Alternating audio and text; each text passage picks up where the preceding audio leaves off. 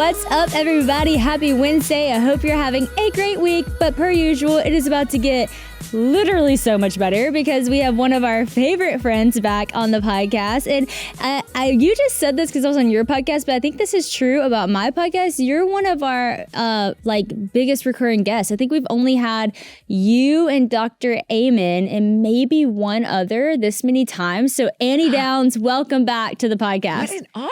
Thanks for having me, Sadie. I'm so glad to get to talk to you. This is like, we were praying beforehand and you said, thank you, God, that this is what we get to do. Like, I just love getting to talk to friends. I know. For part of how I get to be on the earth and serving God. So what a gift. Isn't that just a gift? It is something I'm so grateful for. And whenever my team, they were like, okay, this is in the middle of your book press day, but Annie is available if you want to interview her. I'm like, are you kidding me? Yes, I want to interview her. So and I just started thinking, I was like, if I said no to this because I'm so busy, every single person who listens to the Well That's Good podcast would be so mad at me if I said no to having you on the podcast. So I was like, yes, absolutely. We're squeezing it in whatever time we have. So I'm just thankful to have a conversation with you. I have to give you a massive shout out though, and I have to literally read this shout out because I'm like adjusting my eyes to make sure I'm reading this right. This is your milestone year, which means you've had 100 million downloads of That Sounds Fun podcast. What? 10 million downloads of the Let's Read the Gospels podcast and more than 1 million books sold. That's my friends, Annie F. Downs. And the coolest thing, though, is like, Annie, you have used what the Lord has given you to glorify Him and to be a sister and a friend to every single person who reads your books, who listens to your podcast. I am one of those people who have been blessed by that. But to see just the vast reach you have had truly is the coolest thing ever. So a huge congratulations. Yeah, thanks. Isn't that wild? It's such a gift when all that ended up falling in the same year. And you know this from podcasting. Podcasting isn't having its best year. I mean, there's a lot of new shows. There's a lot going on. And so we're also maneuvering. How do we continue to lead in content, not in number. I'm not on a chart anywhere, but how do we continue to be leaders in the space when it is changing so rapidly? Mm-hmm. And so those kind of moments felt like God being like, you're all right. You're all right. You're in the right spot. I mean, that's what the reminder was. And you're right. I mean, I don't deserve any of that.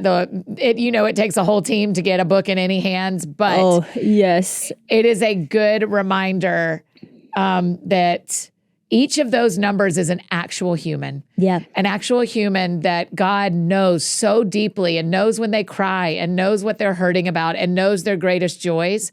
And the idea that He would trust me when I know my sin patterns. I mean, I haven't missed a single sin I've ever committed. I've been in full attendance for all of them. And so I think, man, I can't imagine that He has decided to use my life when I know myself as well as I do. Mm-hmm. But I'm really grateful and I hope I get to keep doing it. My goal is to be 100. I loved going from 9 to 10, going to 2 digits. And my next chance to do that is 99 to 100. And so I've got, I'm still in the first half. I haven't even at halftime yet. And so I'm really grateful. Annie, that's so good. And I love that you said I'm not even at halftime yet. I just think it's so special when you hear someone who has had so much accomplishment say like, this isn't even it. Like, yeah. I haven't even, no, that's amazing. But like God has so much more. And I think so many people fall in this trap of like the best days are behind them. But that is not true, man. God has something in every stage of your life. And shout out to the Golden Bachelor for showing that there's always hope. There is always hope. And there's always something good around the corner if you keep your hope alive. And that's it. I mean, Sadie, I just had a friend go through a breakup. And one of the things that she just wept over is, will I ever get to love again? And there is this mindset for a lot of us, married, single, moms, non-moms, there's this mindset of, has the best thing that's ever going to happen to me already happened to me? Mm-hmm. And that's just not true. That's not the gospel. That's not what Scripture outlines for us. In fact, if you want to go to Revelation, it actually gets way better than what we've experienced. But even here on earth, your best days are not behind you. It's great. And so we get to keep going, believing that the best days are still coming. Yeah, it's great. I remember in high school, whenever high school was really hard, thinking like, oh no, people sometimes say this is the best time of their life and this is terrible. If this is it for me, then this is going to be a not a fun run. And then being on Dancing with the Stars, which felt like such a mountain, but being like, that wasn't it. You know what I mean? Like that was great, but there's more to come. Like, I mean, it's just so cool when you keep that perspective in life. I'm looking forward to 100. My grandma's the same way. She's like, I just want to be 100. And what if I think everyone in your family lives forever. I think y'all got like a little some sort of fountain you're drinking from that just keeps everybody going. Okay, you know what the thing is though? This is actually, so did you see that Netflix documentary, The Blue Zone? Yes, I loved it. That was fascinating. So my great grandmother, she's 92. She might be 93, but regardless, and I feel like at that point, every year counts. Like I need to say 93 if it's 93 because that's so impressive.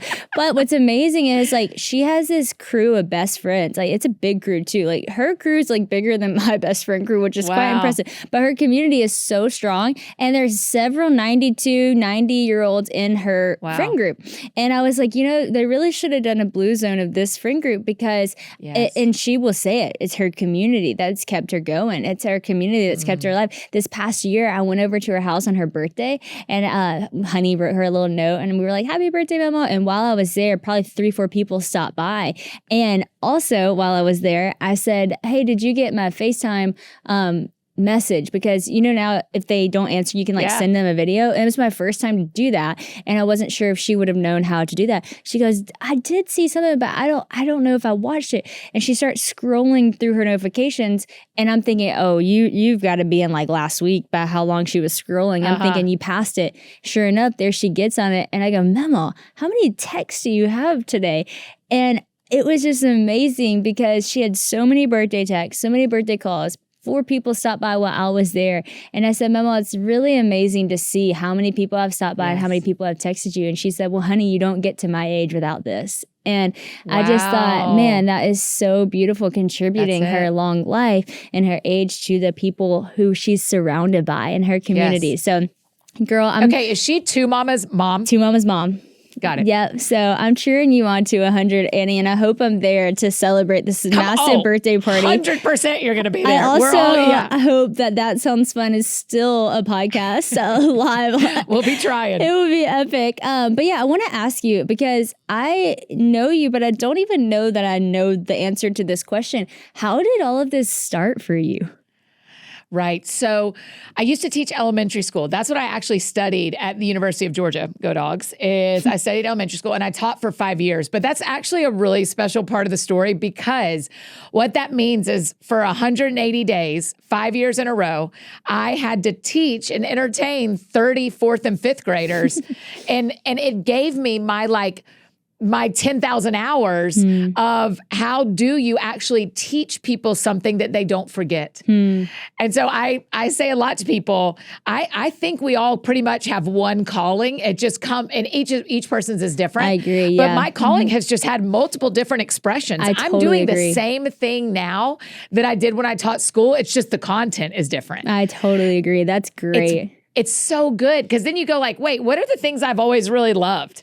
Well, I've always really loved talking and teaching. And then you go, oh, God's always had this as part of my life.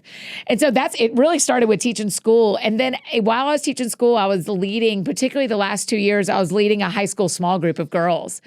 And at the end, and I was writing them lessons every week.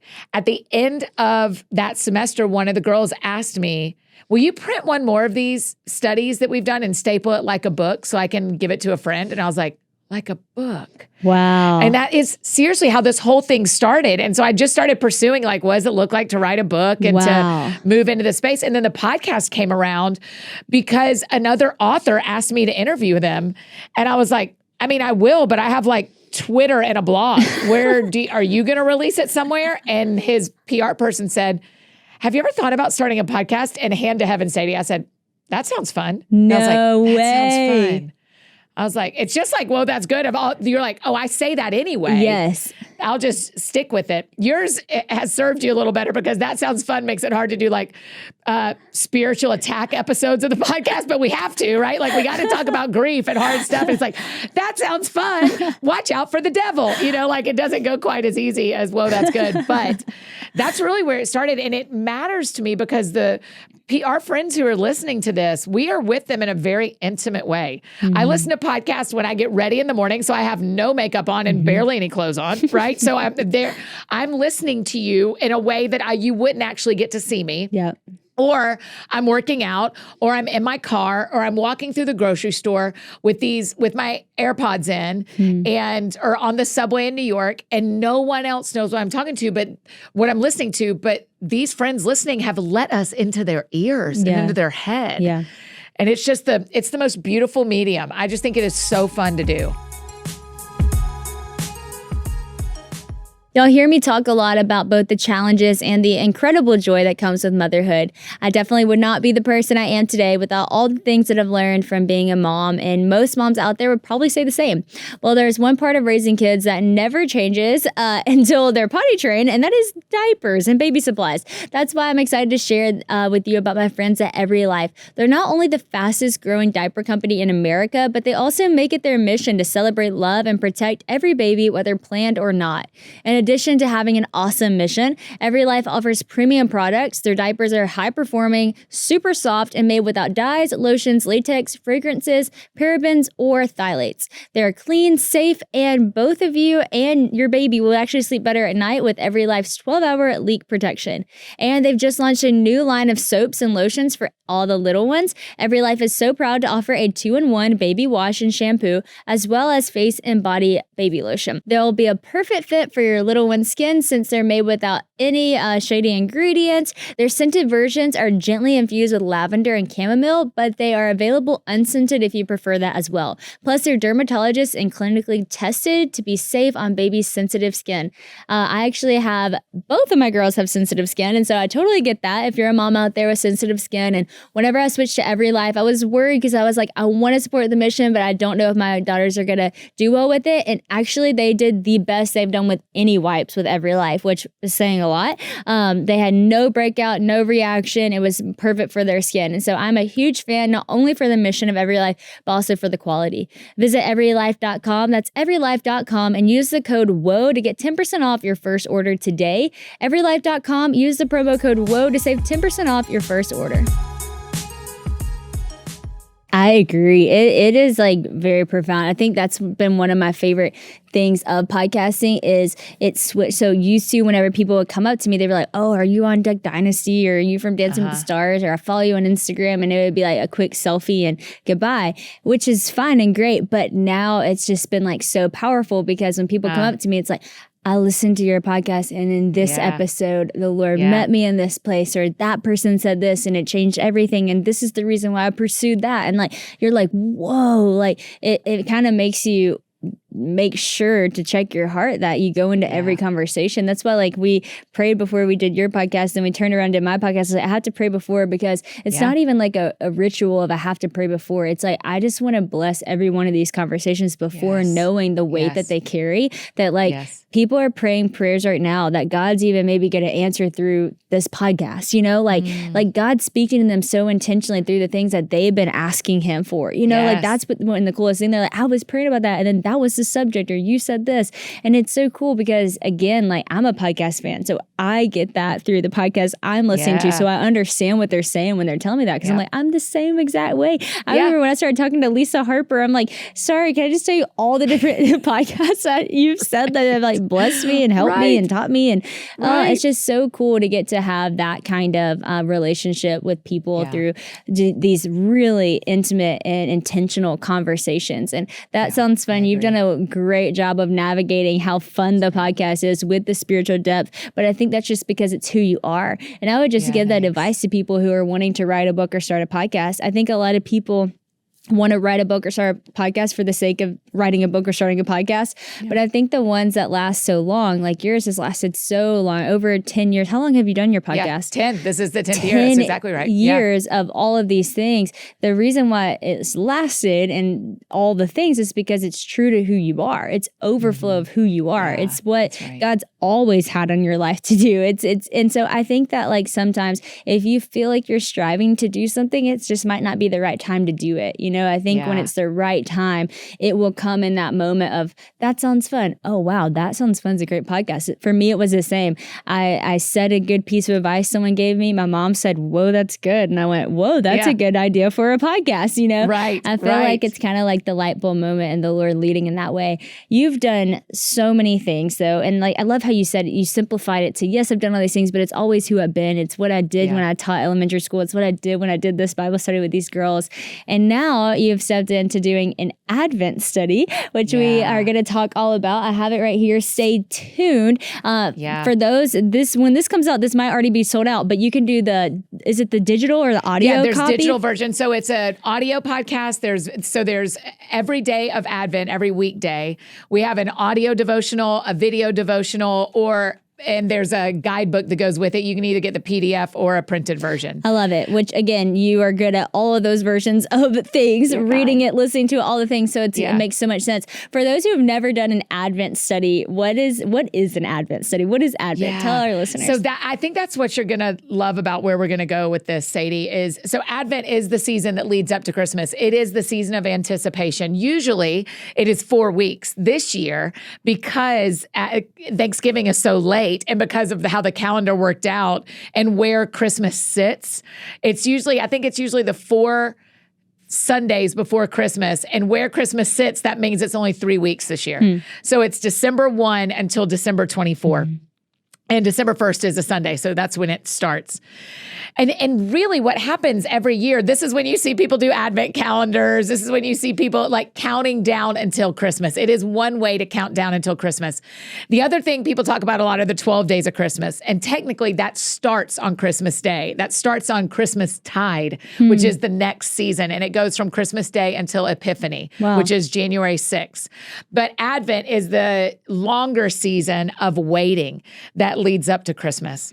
I grew up in a Methodist church, and so I grew up knowing about Lent and Advent because it's, a different family would go light the candle on Sunday. They were wearing the pastors and preachers were wearing a different color robe, and it was a countdown. But the thing that has been true for me my whole life is Advent is the season where they really teach you, get excited about waiting. Like, get excited that Jesus is coming. Like, this is anticipation. And I'm 44 and I'm not married yet. And every year at Advent, Sadie, it comes around and I go like, I don't want to wait any.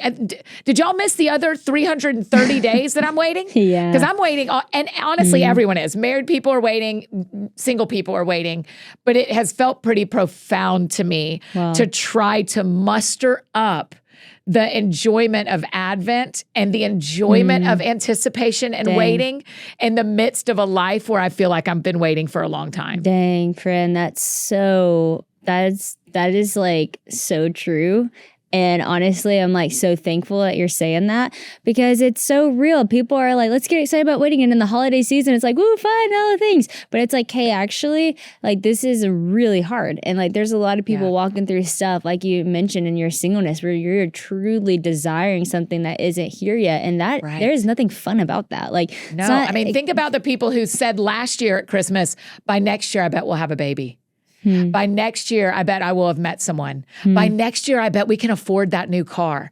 And so what happens is the holidays get here again, and there is this like stamp on the calendar of you said to yourself, I bet God will give me the thing I want by next year, and here it is, and you don't have the thing you want. And it can get really complicated with God. It's messy. I love how you said this Advent study is for professional waiters. So this what you wrote about is from that place in your heart where you're like, it's hard stuff. It's like we're not acting like the waiting is fun all the time. It's not. Because I still want to participate in Advent. Like I want to learn. One of the reasons and we called it Stay Tuned for the exact it's Stay Tuned, an Advent series for those already waiting. Because Sadie, I do want us to believe that the best is coming. It's great. And that doesn't mean you're going to get everything you want. Nobody gets everything they want. Look at the end of Hebrews 12 where they're like, and all of them died not seeing what they wanted to see, right? Like there's not this promise in the Bible that we all get what we want if we serve God with enough umption, And so the idea of stay tuned is like, okay, I bet this is painful. In fact, I know it is. There's parts of this that are painful. Also, what if we stay tuned to see what God might do? And so really this particular study was about me. When I wrote it in August, it was about me facing head on with, I want to participate in a season that means a lot to me, means a lot to my Christian brothers and sisters. It means a lot to our global church, and it is an important season of reflection with Christ. And I am not thrilled to be here again in the way that it is and to still be waiting. And so where those two collide is what I'm trying to do this year in Advent, so I don't have to fake it like I'm fine, but I also don't have to just throw away Advent because I'm unwilling to see the beauty in the season. Dang, that is so good, because that's something that a lot of people, I feel like, aren't willing to live in that tension. But that's so true, because I feel like we do kind of have this like rebellious generation in a sense, and it's not necessarily rebellious in all the bad ways, but rebellious, and it's like, okay, well, I'm mad, so I'm just not going to do any of the fun stuff, and I just won't do that, and I just own where I'm at. But it's like a sass to it, but it's like there's not a joy in it, you know? That's it. It's a sass with an undercurrent of hurt instead of an undercurrent of funny or joy. And it's like you make it sound kind of funny, but it's not. It's like there's pain there, there's hurt there, and that's okay to acknowledge, but there's also hope, and let's not fake it, but let's say why, and why it's very true that we can have hope.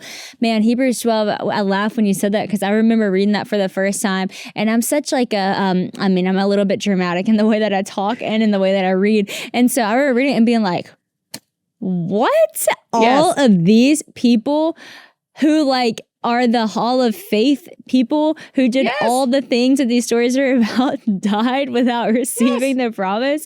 Literally. But then it goes on to say some good stuff. I see you have your Bible. Please read it for us. Yeah, I just got to read it. And it's the very end of Hebrews 11, verse 39.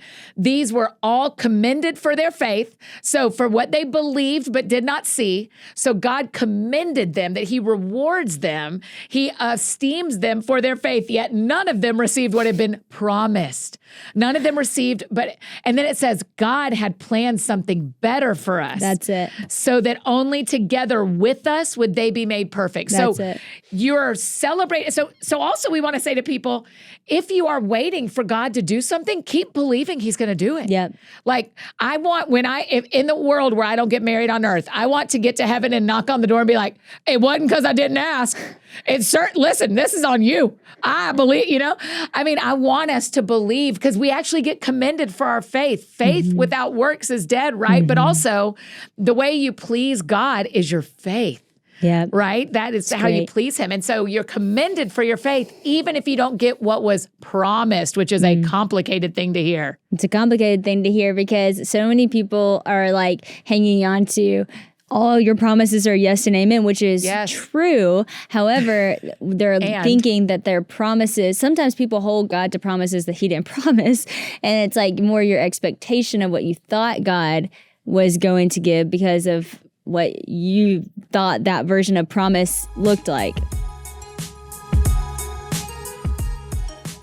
I don't know about you, but I'm already thinking I am too late starting on all the holiday gifts. I'm like, okay, what am I going to get everybody? The holidays are a season where we spend extra time thinking about others and less about ourselves, which is so beautiful. And there is no better way to show your love than giving the gift of health. And that's where AG1 comes in. I've been drinking AG1 for about 3 years now, and I have felt so healthy since I've started. AG1 is a daily health drink that's just a single scoop that's packed with prebiotics, probiotics, adaptogens, and more. Mix it with cold water or drop it into a smoothie, and your body has all that it needs to alleviate bloating, support your energy levels, combat stress, and aid in digestion. It is so simple, it's crazy. And right now, AG1 is running a special Black Friday offer for all of November, so it's the perfect time to score the perfect gift for you or a loved one. It is going to help you be a healthy version of you, which is the best gift to give yourself. AG1 really does have so many benefits. It's wild, because this one scoop is giving you everything you need. The first time I drank AG1, I was like, wow, I literally feel so much better day one, which I think that's saying a lot. But hey, I'm getting all the vitamins I need, so I guess I would feel better. And especially when the holidays get busy and it's harder to stay healthy, keep an AG1 on routine. It's going to help you stay your best. So this holiday season, try AG1 for yourself or give it as a gift to someone special. It's the perfect time to focus on supporting your body with an easy and surprisingly delicious daily health drink. That's why I've been partnered with AG1 for so long. Every week in November, AG1 will be running a special Black Friday offer for a free gift with your first subscription, in addition to the welcome kit with vitamin D3 plus K2. So make sure to check out drinkag1.com/woe to see what gift you can get this week. That's drinkag1.com/woe to start your holiday season off on a healthier note while supplies last.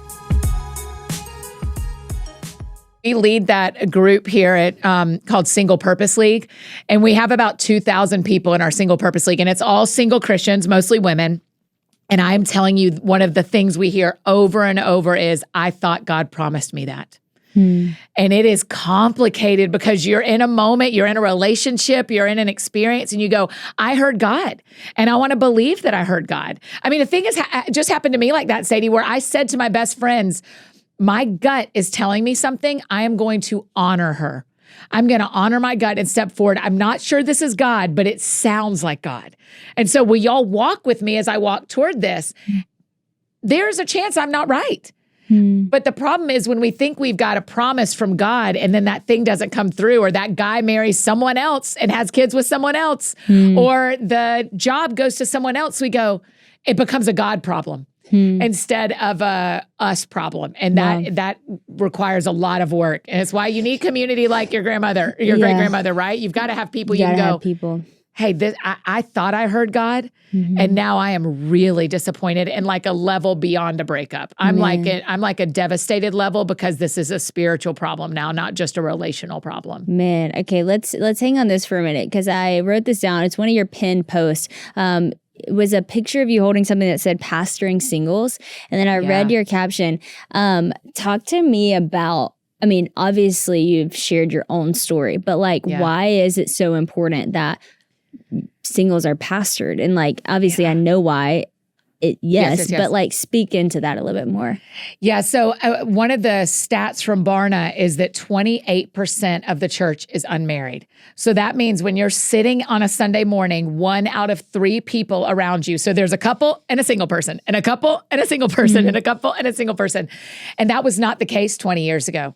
That was, the numbers have just risen, and the numbers are rising nationally. In the US, 40% of Americans are unmarried today, whether that's never married, divorced, or widowed. And that is a large amount of people. And here's the thing, Sadie, none of our pastors, no pastor I've talked to took a class in seminary on singleness. That was just not a thing they were taught. And a lot of pastors, when they decided I'm called into ministry, the next decision they made is, then I need to get married, because I need a wife to partner with me. So we've got these guys and some women leading churches, and they don't have the experience of being single, and they don't have the training of how to minister to single people. So they're doing the best they can. This is not a pastor problem. Our churches don't want to make singles feel unwelcome. They want them to feel welcome, but we're just a little bit of an alien species to them because they haven't been single since they were 20 and they didn't get training about it. Man. And so what happens, Sadie, is the pastors are trying. They're really trying. I genuinely believe that the church staff wants single people to feel welcome. Singles are getting hurt or upset or mad that they aren't seen in their church. And instead of stepping in to the problem with the church staff, they leave. Or they complain from the back row. And so I'm really passionate about helping pastors pastor singles well, because I'm a single person and I'm a teaching pastor at Crosspoint Church in Nashville. So I am kind of a bridge between these two communities. And I'm hearing both of them saying, there is a problem here. How can we fix it? And I'm like, Perfect. Y'all hear each other? Are you hearing each other? Yeah. You both want to fix this. Pastors want to fix this, but so do single people. Sadie, this is wild. And then I'll stop. But I know. Keep going. This is so good, Annie. We did a survey with Single Purpose League, and we said, do you feel supported by your church? And 65% of the singles said no or not really. Whoa. But so that's a sad stat. But here's the fascinating one. We also said, where do you want to meet someone? 3 of the top 10 places were in the church.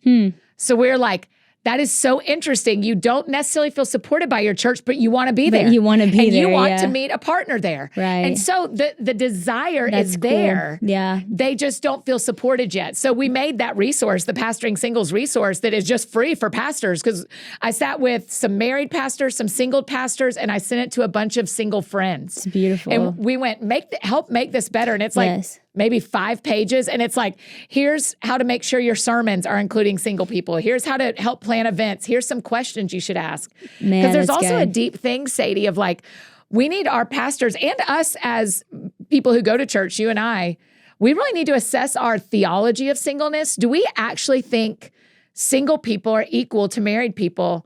What do we think about a 40-year-old guy who isn't married leading in the church versus a 40-year-old guy who is married leading in the church? And most people don't think the same about them. And so we need to think about our theology of singleness. Is there actually 2 paths to an abundant life? And if so, can we trust that the single leaders around us are pursuing abundant life? Or do we think they're behind because they're not married yet? Man, that's so crazy too, because biblically my mind goes straight to obviously when Paul's like, I wish that you wouldn't get married because then you wouldn't be distracted and divided. And actually you might remember this from our wedding. I was so embarrassed, because it was so funny, the timing. But when we get down the aisle and my grandpa Phil was about to say the prayer, and he could have gone to so many verses that he could have said in this moment, about love or 1 Corinthians 13 or something like that. But no, he goes, Brother Paul says it is best to not marry unless you burn with passion. I was like, oh my gosh, I can't believe you just said that, right? As we're here in front of all our friends getting married. But I say that to say, like, the Bible is actually clear on that. He's like, single is, Paul would say, better. I mean, you're not distracted. That's right. Your mind. That's right. And I remember praying that before I met Christian. I was kind of wrestling with that verse, actually, so before I married Christian. And I was like, God, I don't want to be distracted. Like, I don't want to be divided. I want my heart to fully love you and serve you. And if we get married, when we get married, what does it look like to be married and to fully have, like, you have my attention? And I just remember wrestling with that. But so I say the theology of it, I don't know how that's even an argument or why we are quick to think that, other than what culture has shaped us to be. But if you go to the word, that's just far off from what it says. So that's so interesting. Tell me about the league, because is everyone invited into that? Because there are single friends listening right now going, oh my gosh, this is the coolest conversation ever. It's very fun. Yeah. So it's called the Single Purpose League. It's singlepurposeleague.com. And currently, as we go through Advent, you can't join, but we'll have it open in January for people to join. Okay, good. So, but it's just this really sweet community. I mean, like, we're all going to Dollywood in a couple of weekends. Like, we're just meeting up at Dollywood, a couple of hundred of us. So cool. And it's just a fun, and you know what's ended up happening, Sadie? And this actually happens with LO girls too, with the LO sisters, is they had like, there are Single Purpose League members getting together for Friendsgivings. It's the best. And they're like, they're meeting up without us because a portion of the group doesn't want to get married. They just want community. Now, we sometimes talk about dating, and we talk, like, this month we're talking about money. We have a different topic every month. And this month we're talking about money. And some people want to talk about, how do I save up so that I can be single the rest of my life? And some people are like, hey, I thought I'd be married by now. Am I going to have to buy another car? I thought I was getting a car by now, Good. And so it's a really sweet group. Yeah, it's a really good community. They take care of each other. And Sadie, I'll tell you the whole truth. You know this about me. This is not what I wanted to do. Yeah. Like, this isn't what I wanted to do. But about a year and a half ago, we did a dating series on That Sounds Fun called Summer Lovin'. And at the beginning of it, I did an Instagram reel and I said, hey, are you single? I just wanted to make sure people that were dating knew we were doing the series. Hey, are you single? Can I have your email address? I just want to tell you something. That's what I said. We expected and hoped for about 1,000 email addresses in that first week. Sadie, by the end of the first week, we had 20,000 email addresses. Whoa. And it was like the Lord had to like put a flag in front of my face of like, there are a lot of people doing work for single Christians. But what that moment said to me was, hey, Annie, there are 20,000 single people who want to hear from you and want to, and that, Sadie, there's really something profound about doing work that matters, even if it still hurts a little bit. You know, I mean, I think of any of our friends who are wanting to have kids and are still helping babysit their nieces and nephews, or people who are really struggling financially, but they're still giving to their church. Like when you give from a place of lack, God really does something. And so the pastoring resource, Stay Tuned, Advent series, Single Purpose League, it is all from my lack. And it's been the kindness of God to see it matter to so many people. But it is all from a place of, God, please don't make me do this. Like, and he doesn't make us do anything. That's not his heart. Yeah. But I still said that. I mean, I still prayed that at some point, you know? Yeah. Well, friends, fall might be coming to an end, but you shouldn't feel like it's winter in your bed every night. Keeping your body at a comfortable temperature during the night makes a huge difference in sleep quality, which makes a huge difference in how you feel during the day. If waking up too cold or too hot is a struggle for you, Miracle Made Sheets has you covered. Miracle Sheets are designed to regulate your body's temperature using silver-infused fabrics inspired by NASA technology, helping you stay asleep longer and sleep more deeply every night. Plus, these sheets are luxurious, but don't have the luxury price tag, which is a blessing. They're seriously comfy at a price that won't break the bank. Did you know that your sheets can also harbor a ton of bacteria? And no one likes thinking about sleeping in a bed full of bacteria, but with Miracle Sheets, you don't have to. The silver-infused fabrics prevents up to 99.7% of bacterial growth, leaving them clean and fresh up to 3 times longer than any other sheets. Reducing all that bacteria can also help have a positive effect on your skin. Less bacteria means, less acne, breakouts, and clogged pores, which I think we all can agree is a huge bonus.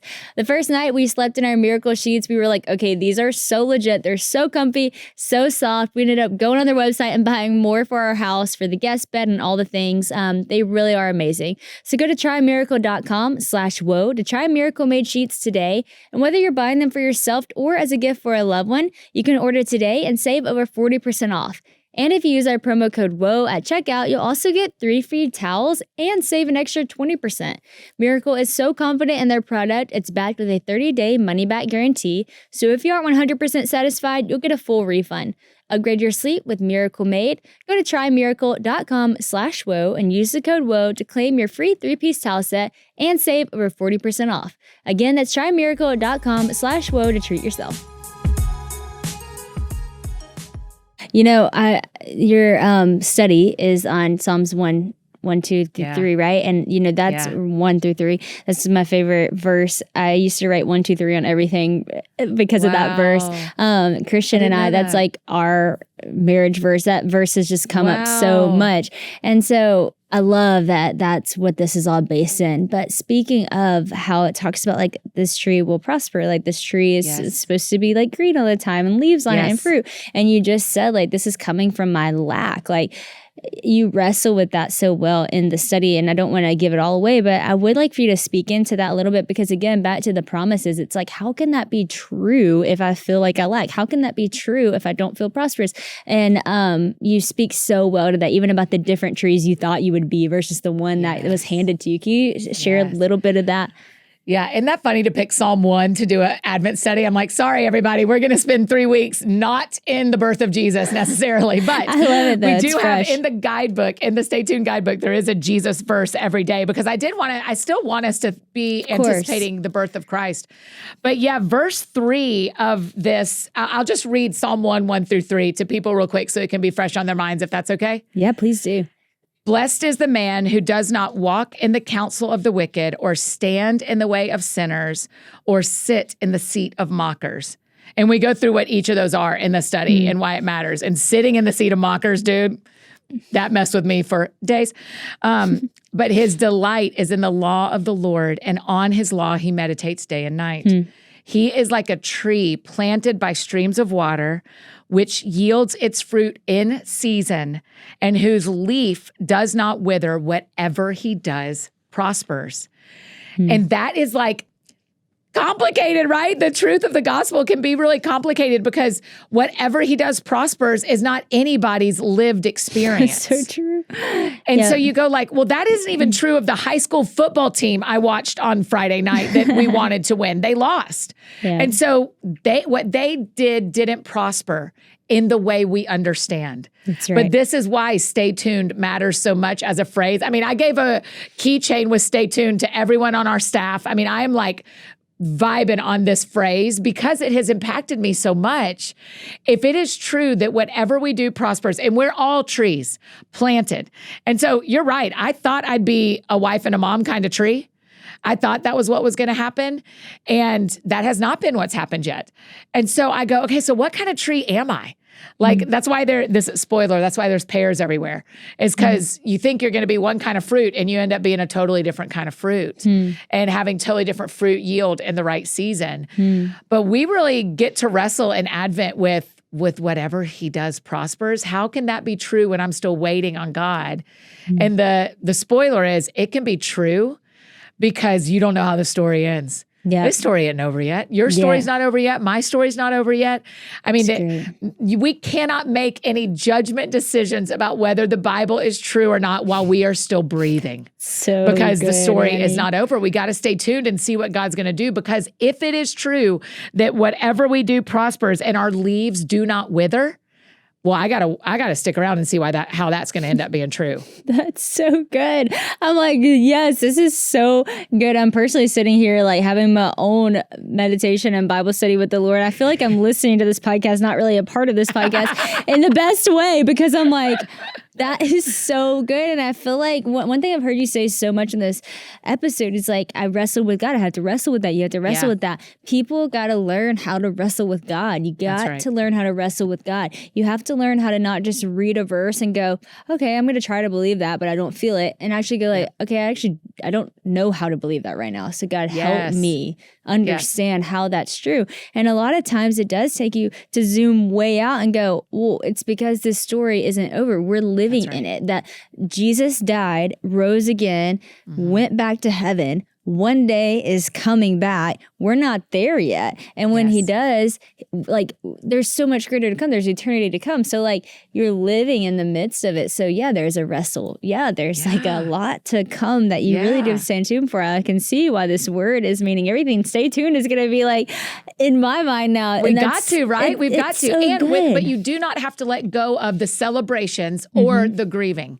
Right? Because like, you know this part of my story, but my sister and her husband had a baby that died 2 years ago. He died after 2 months. And so while that story is not over, that's death, as far as we understand it, is a real final thing. And so we still, for this side of heaven, there's no world where TJ is going to grow up with me, right? Like we will not see him grow up as a kid. But I just have to believe, because scripture says that even this isn't the end of the story, that there's more to this story that we don't see yet. But it is the thing I don't want people to hear you and I saying, which you are not saying, but I'm not saying is, well, then you can't be, don't grieve, don't be sad, just hang on. No, you're in it. I'm like, no, I can cry about it. I can cry it out. Of course you can. Yeah. Human is human. You can still hold all those things. You can still hold grief. 100%. And still be believing that you are a tree planted by streams whose leaves will not wither and everything you do will prosper. Yes, that's what I mean. It is a wrestle because both are true. Because it does hurt. So because it is unfair. Because it is the worst and what you didn't expect. And you're going to cry about it. Yeah. But that doesn't also mean that there isn't hope. And again, I think that's what our generation has a hard time doing. You just throw it all out with the wind. And it's like, no, don't throw it all out with the wind. Like wrestle with it. Like dive into it. Dig into it.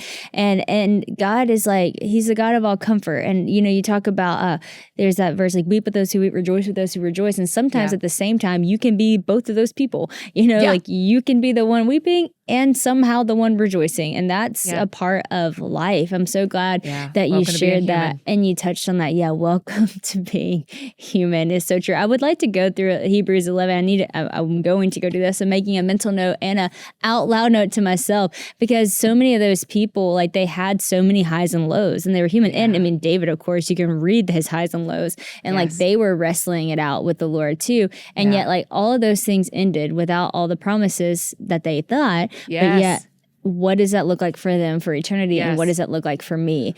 So I'll just encourage our friends listening. Speaking of wrestling with God, Jacob is the one who wrestled with God, and God like busted up his hip and he limped for the rest of his life. The last time a person is mentioned in the Bible is really important.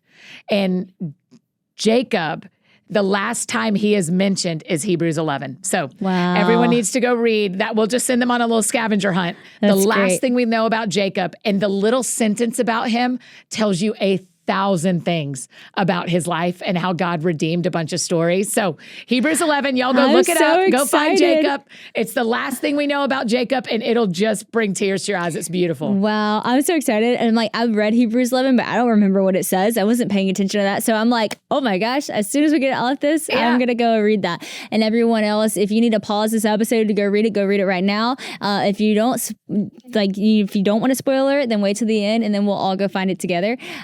But one thing I want to end with is kind of like two questions I've kind of had on my heart. Yeah. Because you've studied singleness, you've lived it too. You have so much knowledge about it. You also have the personal experience with it. Can you encourage those who are single, listening to this podcast right now? Like, what do you just want to tell them as, someone who's sitting in your seat right now? You've obviously said so much about what you're working on, what you're doing, so much good advice already, but just a little encouragement to where they're at in their life, because this is so unique that someone like you, who is such a studier of the word, such a well-spoken communicator, can speak into that season of their life. Yeah. I'll tell you two quick things. One is I would not trade it. I wouldn't trade it. If God offered me, would you like to go back and do this different and get married when you're younger? I actually wouldn't at this point. Wow. The story he has written, when he says, more than you could ask or imagine, that's tough for me because I can imagine a lot. I have a very good imagination. And he still has surprised me at every turn. And the other thing that is really profoundly beautiful for single people is God says in Isaiah that he is your husband.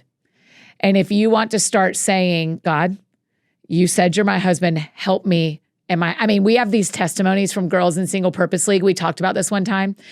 And one girl was like, my car was broken and it fixed miraculously.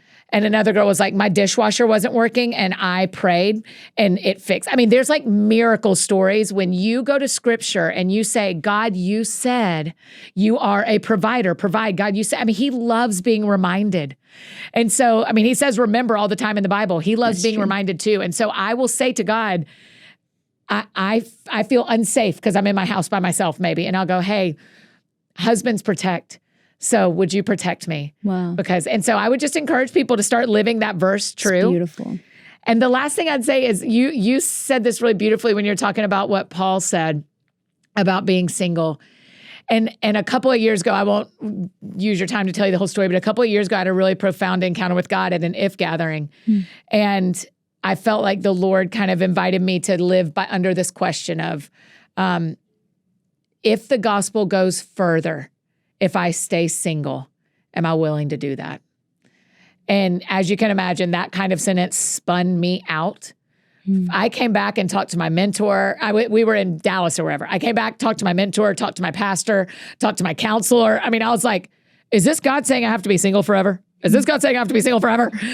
And instead, I don't know if that's the answer. Stay tuned. I have no idea if I'm going to be single forever.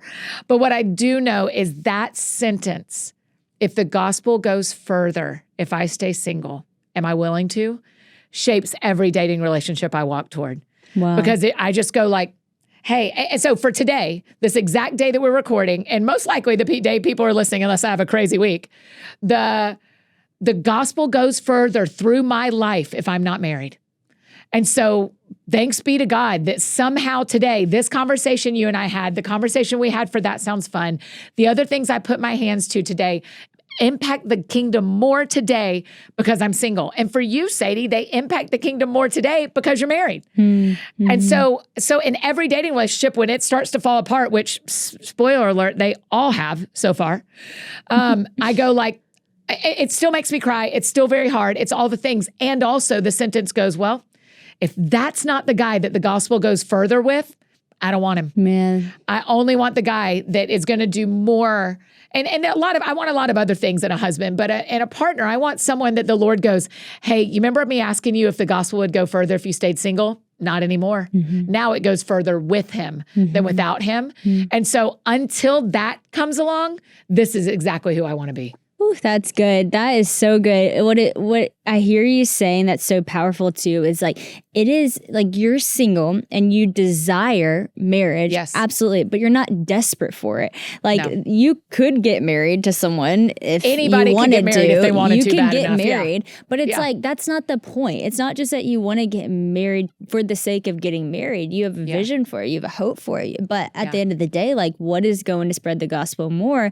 And you're willing to lay that at the feet of Jesus and say like, I only want marriage if it's actually going to grow your kingdom more. Like that's beautiful. And like, you want other things too, because again, we're human and you desire those things, but ultimately like that's shaping it. And I think that's so beautiful that you can get to a place of singleness that you truly desire it, but you're not desperate for it. And you can make so many more wise decisions from that place than desperation. I want to ask you on the flip side a question to your married friends and friends that are in relationships when, and even for me, like as a podcast host, we talk about relationships all the time. What's something you wish people were more sensitive to when they talk about singleness? Because I think tone does matter and like questions, but is there something that you're like, I wish people wouldn't act like that when you talk about singleness? No, I mostly want singles to have a little bit thicker skin because we should let people talk about marriage and dating and not take it personal like they don't see us. And so often I want to be like, no, we want to hear about that. That's cool. So nothing comes to my mind of what we need necessarily in conversation, but I will tell you the thing I hear a lot and the thing that matters a lot to me is when my married friends think of me when they're trying to set someone up. Or if they meet a new single guy. And so, and it just requires really high communication between singles and marrieds of going like, hey, Sadie, I'm not dating anybody today. If you met someone and he was in my age bracket, would you think of me? Yeah. Or the married person calling me and going, hey, Annie, I was speaking at this church and the pastor's single. Are you interested in being set up right now? And then I get to say, actually, I'm just recovering from a thing. So not today, but thank you for thinking of me. Or yeah, girl, let's roll. And so it's just a high. So maybe that's a conversation, that's Sadie, good. that I love that. would be fun to have at some point on Whoa, That's Good is kind of having some marrieds and singles talk together about like, what does it look like to have really high communication between your friendship so that singles feel seen and married people feel permission to talk about their sex lives and their parenting lives and their like financial life and their things with their husbands without going, oh, I can't complain that my husband didn't empty the dishwasher because Annie has to empty the dishwasher by herself. Yeah. Hey, that is still a problem for you, whether it's true for my dishwasher or not. And so, I want to be in friendship with people who are married. And so I want to hear that stuff. Gosh, I also want you to really think of me next time you meet a 40-year-old who's not married. Girl, you know I will. You know I will. And there might be some 40-year-old listening to this podcast right now. And if you're like, that is the woman of my dreams, then maybe shoot a DM. I don't know if Annie reads her DMs. Listen, my DMs are shaped like a slide. Just come on in. Thick like a slide. I love you so much. I am genuinely just so thankful for who you are, how you steward your platform, and just sharing you with the world. It is a true gift. You teach so much with the words that you say, but the life you live is something that I learned from just as much as the words that you say. If you listen to this podcast, I used to do this whenever I was learning how to speak. I would watch speakers speak, and what I would do is I'd like watch Priscilla Shire, and the first time I'd receive it for the words that she said, but then I'd watch it again to look at how she said it, because that was how I was learning how to like use analogies and actually like how did that connect with scripture and not take away but add to, and all the different things. I feel like this is one of those podcasts that made me think of that, because you could listen to this podcast and listen to the words you say and write down the notes, and it's one thing. But then if you listen to it again from just the posture that you hold and that you carry and the way that you live, you would take a whole nother set of notes from that. And so thank you for living such a powerful life and with so much authenticity. It's beautiful. I love you. And thank you for coming back on the Whoa, That's Good podcast. Thanks, friend. Love you.